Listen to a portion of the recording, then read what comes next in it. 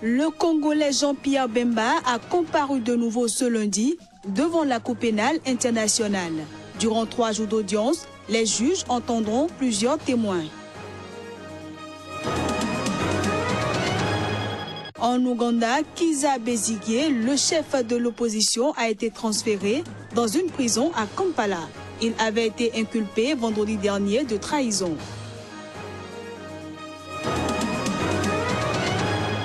Une manifestation de l'opposition kenyane a été dispersée ce lundi par la police anti-émeute. Ceci alors que les manifestants demandent la dissolution de la commission électorale. Voilà pour le sommaire, mesdames, messieurs, bonjour. Je le disais en titre, le Congolais Jean-Pierre Bemba comparaissait de nouveau ce lundi devant la Cour pénale internationale après 5 ans d'un interminable procès. Et la Cour pénale internationale doit déterminer sa peine pour les crimes perpétrés par sa milice en Centrafrique, tandis qu'un expert présentait les répercussions des viols commis par ses troupes. Durant ces 3 jours d'audience, les juges entendront plusieurs témoins, les réquisitions du ministère public ainsi que les plaidoiries de la défense. Pour rappel, le 21 mars, au terme d'un procès ouvert en novembre 2010, la Cour pénale internationale a reconnu l'ancien chef rebelle du Nord de la République démocratique du Congo coupable de 5 crimes de guerre ou crimes contre l'humanité commis en 2002 et 2003 en Centrafrique en vertu du principe de la responsabilité du commandant. Jean-Pierre Bemba a été arrêté à Bruxelles en 2008 puis remis à la Cour pénale internationale. En République démocratique du Congo, l'opposant Moïse Katumbi, candidat à la présidentielle, censé se tenir avant la fin de l'année, ne s'est pas présenté ce lundi au palais de justice de Lubumbashi dans le sud-est. Il devait y être entendu dans le cadre d'une enquête le liant à un recrutement des mercenaires. Les détails. Moïse Katumbi ne s'est pas présenté au palais de justice aujourd'hui parce que son état de santé ne lui a pas permis d'effectuer le déplacement, a déclaré Maître Mombagama, un des avocats de l'opposant congolais. À Kinshasa, le parquet général de la République a confirmé la suspension des séances d'audition eu égard aux plaintes de santé exprimées par Sieur Katumbi Chapoué auprès des enquêteurs, ajoutant qu'elles reprendront sans désemparer après ce contrôle médical. Pour rappel, les autorités congolaises ont annoncé le 4 mai l'ouverture d'une enquête contre Moïse Katumbi après l'arrestation de 4 de ses gardes du corps, parmi lesquels un Américain. Richissime homme d'affaires et propriétaire du célèbre club de football tout-puissant Mazembe de Lubumbashi, Katumbi a déclaré que l'Américain détenu par les autorités était chargé d'organiser sa sécurité pour pallier au retrait de la protection policière dont il bénéficiait quand il était gouverneur de la province du Katanga et a qualifié ces allégations de mensonges grotesques. Le climat politique est très tendu depuis des mois en RDC en raison de l'incertitude liée au très probable report de l'élection présidentielle. L'opposition accuse le chef de l'État, qui entretient le flou autour de ses intentions et de son avenir politique, de chercher à tout faire pour se maintenir à la tête du pays au-delà du terme de son mandat, quitte à retarder la tenue de la présidentielle. En Ouganda, Kizza Besigye, le chef de l'opposition, a été transféré ce lundi dans une prison de haute sécurité de la capitale Kampala depuis une région reculée du nord du pays. Arrêté mercredi dernier dans la capitale Kampala, il avait été inculpé ce vendredi de trahison par un tribunal de Moroto. Opposant de longue date au président Yoweri Museveni, Kizza Besigye avait été arrêté plusieurs fois avant et après les élections, accusé tantôt de trahison, tantôt de viol, parfois battu et hospitalisé. Lundi, c'est en hélicoptère qu'il a été ramené à Kampala pour y être incarcéré dans la prison de haute sécurité de Luzira après son arrestation mercredi dernier. Il devra y répondre de trahison, l'accusation lui reprochant de persister à se proclamer vainqueur de la présidentielle et sa prétendue prestation de serment. En effet, mercredi dernier, à la veille de l'investiture officielle du président Yoweri Museveni, Kizza Besigye avait procédé à une prestation de serment alternative à Kampala, juste avant d'être une nouvelle fois arrêté par la police et emmené à Moroto, dans la région reculée de Karamoja, au nord-est du pays. Kizza Besigye avait obtenu 35,61% des voix lors de l'élection présidentielle du 18 février, alors que Yoweri Museveni, crédité de 60,62%, a été réélu pour un 5e mandat. Depuis cette date, Kizza Besigye a passé plusieurs semaines assigné à résidence. La trahison est théoriquement passible de la peine capitale en Ouganda, mais c'est une peine de prison à vie qui est encourue, le pays n'ayant procédé à aucune exécution depuis des années. Pour rappel, Kizza Besigye a déjà été inculpé de trahison en 2005, mais les charges contre lui avaient finalement été abandonnées.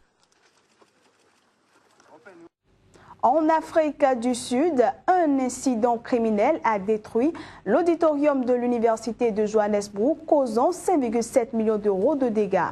C'est ce qu'a annoncé ce lundi le vice-chancelier de la faculté, dénonçant ainsi le dernier acte criminel en date d'une longue série visant le système éducatif sud-africain. En effet, dans la nuit de dimanche à lundi, des inconnus sont entrés par effraction dans l'université de Johannesburg. L'incendie, qui n'a pas fait de victimes, a non seulement détruit l'auditorium de 1000 places où sont organisées les cérémonies de remise de diplômes, mais aussi des salles d'ordinateurs. Plusieurs établissements scolaires et universitaires sud-africains ont été récemment endommagés par des manifestants. Pour rappel, l'Université de Johannesburg avait participé en 2015 à un vaste mouvement national estudiantin contre l'augmentation des frais de scolarité qui s'était traduit par la destruction de bâtiments. Depuis ces grèves, la grogne continue de façon sporadique dans certains campus. Au Kenya, la police anti-émeute a dispersé lundi avec des grenades lacrymogènes et des coups de bâton une manifestation de l'opposition qui demande la dissolution de la commission électorale jugée favorable au camp présidentiel et pas en mesure de garantir l'équité de la prochaine présidentielle prévue le 8 août 2017. Les manifestants se dirigeaient vers l'entrée de la commission électorale dans le centre de Nairobi lorsque la police est intervenue, comme lors des précédentes manifestations de l'opposition débutées le 25 avril. Des manifestations similaires organisées devant les locaux de la commission électorale ont également été dispersées à Kisumu et Kisii, dans le sud-ouest du pays. Lors d'une première série de négociations ce dimanche à Dakar, la Gambie et le Sénégal ont échoué à résoudre le blocus frontalier qui paralyse les deux pays depuis 3 mois. C'est du moins ce qu'a indiqué ce lundi un conseiller du ministre sénégalais des Affaires étrangères. Afin de trouver une solution au blocus mis en place par les transporteurs sénégalais depuis la mi-février, la ministre gambienne des Affaires étrangères, Néné Magdoual Gueye, et son homologue sénégalais, Mankeur Ndiaye, se rencontraient ce dimanche à Dakar. Mais au terme de plusieurs heures d'échanges, aucun accord n'a pu être trouvé pour résoudre le différend, a déclaré un conseiller du ministre sénégalais des Affaires étrangères. Il a toutefois assuré que les discussions reprendraient dans 2 mois. Pour rappel, le différend est né début février de la multiplication par 100 du droit d'entrée infligé par la Gambie aux camions qui traversent son territoire. Malgré un revirement des autorités gambiennes revenues en temps au droit d'entrée initial, les transporteurs sénégalais maintiennent leur blocus commercial dans l'attente de conditions encore plus favorables. Des syndicats de transporteurs sénégalais ont récemment indiqué qu'ils ne lèveraient pas ce blocus tant qu'ils n'obtiendraient pas l'ouverture en permanence de la frontière, fermée chaque jour de 19h à 7h, et des progrès significatifs dans le projet de construction d'un pont enjambant le fleuve Gambie, le long duquel serpente le territoire éponyme. Ce pont éviterait aux Sénégalais un détour de plusieurs centaines de kilomètres pour voyager entre le sud et le nord du Sénégal. Des ministres des Affaires étrangères européens, des États-Unis et des pays voisins de la Libye se sont réunis ce lundi à Vienne pour discuter du chaos qui règne dans ce pays miné par les divisions politiques et la menace djihadiste. Ainsi, ces grandes puissances ont décidé de soutenir les efforts de réarmement du gouvernement d'union nationale à Tripoli qui tente d'asseoir son autorité dans ce pays miné par les divisions politiques et la menace djihadiste. Les participants à la rencontre, présidée par le ministre italien des Affaires étrangères, Paolo Gentiloni et le secrétaire d'État américain John Kerry se sont également dit prêts à répondre aux demandes du gouvernement libyen en vue d'entraîner et d'équiper la garde présidentielle et les forces autorisées. Le gouvernement d'union nationale dirigé par Fayez al-Sarraj et basé dans la capitale Tripoli est appuyé par la communauté internationale. Fayez al-Sarraj était présent à Vienne. En Tunisie, les militants LGBT entendaient la défense des droits des lesbiennes, gays, bisexuels et transsexuels sont sortis de l'ombre. Toutefois, leurs conditions restent très précaires, notamment en raison du rejet social violent et d'une législation hostile auquel ils sont confrontés dans le pays. Reportage. Mehdi a 19 ans. Il vit à Bizerte en Tunisie et passe son baccalauréat cette année. Seulement, il est homosexuel et doit mener une double vie pour cacher son identité sexuelle. La loi tunisienne condamne la sodomie et le lesbianisme de 3 ans de prison.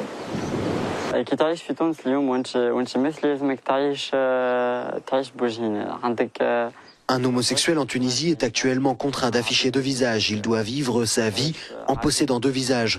Quand vous êtes en compagnie de gens comme vous, vous vous comportez normalement, vous faites comme bon vous semble. C'est confortable. Mais avec les autres personnes, les personnes différentes de vous, les hétéros, il faut se comporter comme eux. Il ne faut pas montrer que vous êtes différent d'eux. Et ceci pour éviter les risques de violence. Nous courons aussi un autre risque, un risque très important, celui de la loi. Impossible avant la Révolution, l'homosexualité est maintenant débattue au sein d'associations et à la télévision. L'association Shems milite pour la modification du code pénal. Elle est la première en Afrique du Nord à avoir dans ses statuts la défense des minorités sexuelles. Aujourd'hui, ce qui est primordial pour nous, c'est l'abrogation de l'article 230. Cet article qui date de 1913, c'est un article moyenâgeux et liberticide qui mène en prison les homosexuels pour ce qu'ils sont pour 3 ans, ce qui contredit la Constitution et les conventions internationales ratifiées par la Tunisie. Plusieurs Tunisiens ont été arrêtés et condamnés cette année. La procédure prévoit alors un test anal forcé, de la torture pour ces ONG militantes. Et malgré leurs efforts, le conservatisme de la société tunisienne est un frein à la modification de la loi. Ce qui freine, ce sont des contraintes socioculturelles qui sont largement ancrées sur un arrière-fond religieux. Parce que être homosexuel aujourd'hui, c'est être criminalisé en termes de licite, illicite principalement. Le débat est une première étape pour les homosexuels en Tunisie. Mais le changement de la loi n'est pas encore acquis. Parlons religion pour finir. La fête de Pentecôte chez les chrétiens, c'est la festivité des retrouvailles fraternelles chez les peuples rois et pédas du Bénin. Appelée Novicha, cette réjouissance culturelle et cultuelle, créée depuis 1921 à Grand Popo, une ville du sud-ouest du Bénin, a célébré dimanche son 85e anniversaire d'existence. Ferdinand Gallet était de la partie, suivez son reportage.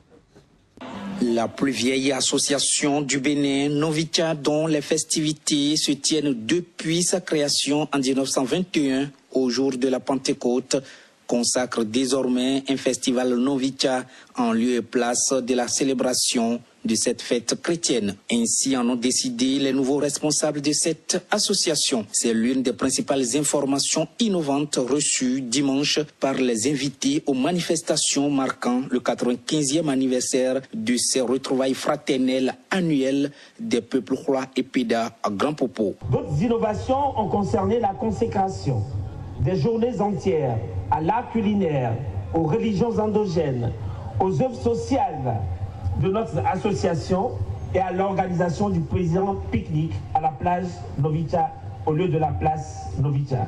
Novicha, qui ne s'est pas limité aux festivités depuis sa création, continue ses actions de développement et a encore devant elle de belles perspectives. En cette année 2016, amplifier l'octroi à nos frères et sœurs des bourses d'études universitaires dans les filières et programmes de formation technique et professionnelle. Les contacts en cours avec nos frères et sœurs de la diaspora Hula et Peda nous autorisent déjà à annoncer ici la création prochaine des sessions du Mali à Bamako, de la session de Guinée à Conakry, celle des États-Unis d'Amérique à New York et enfin celle de la Russie à Moscou. Des hommages ont été rendus aux fondateurs de Novitia et aux différents responsables qui ont milité à la tête de ce qu'il convient d'appeler à nos jours le plus grand héritage culturel et cultuel des peuples rois et Pédas. Et voilà, mesdames, messieurs, ce sera tout pour cette édition. Merci à tous pour l'attention et excellente journée.